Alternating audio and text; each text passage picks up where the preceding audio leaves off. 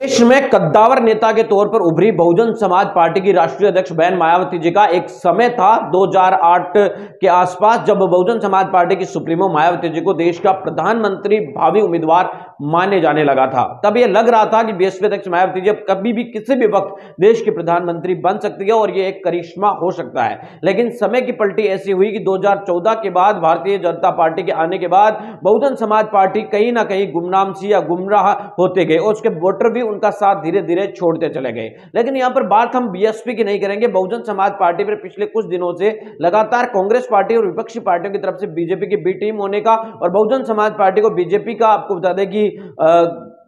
B team होने का आरोप है, वो लगातार बताया जाता है और कहा जाता है कि भारतीय जनता पार्टी के इशारे पर ही बसपा काम करती है। लेकिन सच्चाई ये है कि कांग्रेस पार्टी की जो नेता है वही असलियत के अंदर बीजेपी की बी टीम है और बीजेपी के इशारे पर वही लोग काम करते हैं। आपको बताने की कोशिश करें तो मध्य प्रदेश, महाराष्ट्र के अंदर जिस तरीके से आप देख रहे हैं कि जिन नेताओं के कंधों पर कांग्रेस पार्टी को जिताने की जिम्मेदारी थी, यानी कि जो बड़े बड़े पदों पर थे, जो पूर्व मुख्यमंत्री रह चुके हैं, प्रदेश अध्यक्ष रह चुके हैं, इन बड़े बड़े नेताओं के द्वारा भी कांग्रेस पार्टी छोड़कर बीजेपी में चला जाना इस बात की संकेत करता है कि ये सभी लोग अपनी पार्टी कांग्रेस में रहकर भी बीजेपी के लिए काम करते थे। इस वक्त मध्य प्रदेश में कमलनाथ के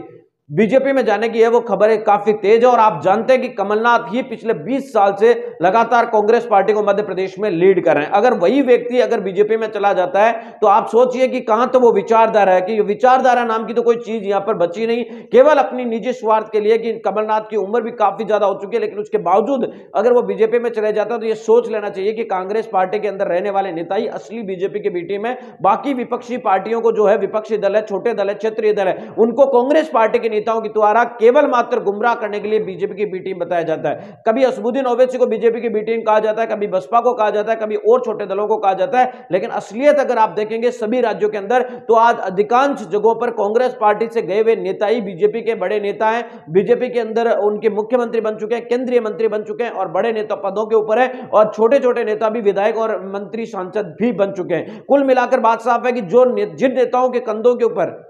जिन नेताओं के कंधों के ऊपर कांग्रेस पार्टी का पूरा भार था, आज वो बीजेपी को चला रहे हैं। दूसरी तरफ कांग्रेस को वोट देने वाले दलित और आदिवासी और मुस्लिम समाज, ये आपको बता दें कि केवल कट्टरता के आधार पर विचारधारा की बात करता है, इसके चक्कर में वो कांग्रेस को वोट दे रहा है और दूसरी तरफ बीजेपी को रोकने की बात कर रहा है। लेकिन वो जिन नेताओं को मजबूत करता है, यानी जिन नेताओं को वो चुनकर आगे भेजने की बात करता है, वही लोग असलियत के अंदर बीजेपी के अंदर जाकर उनके साथ विश्वासघात करता है। लेकिन उसके बावजूद ये समाज है कांग्रेस पार्टी का पीछा छोड़ने के लिए तैयार नहीं है। मैं यही कहना चाहता हूं कि अगर आप पसंद आए तो ओवैसी को जिताइए, आप बीएसपी अध्यक्ष मायावती जी को जिताइए, चंद्रशेखर आजाद को जिताइए, वामन मेश्राम को जिताइए, किसको भी जिताइए, लेकिन बीजेपी और कांग्रेस को और इस तरीके की जो राजनीतिक दल है, इन लोगों से जो बीजेपी के पीछे पीछे घूम रहे, इन लोगों से बचने की कोशिश करें। और आप इन लोगों को, यानी कमलनाथ जैसे लोगों को मजबूत करते हैं और आखिर में वही लोग जाकर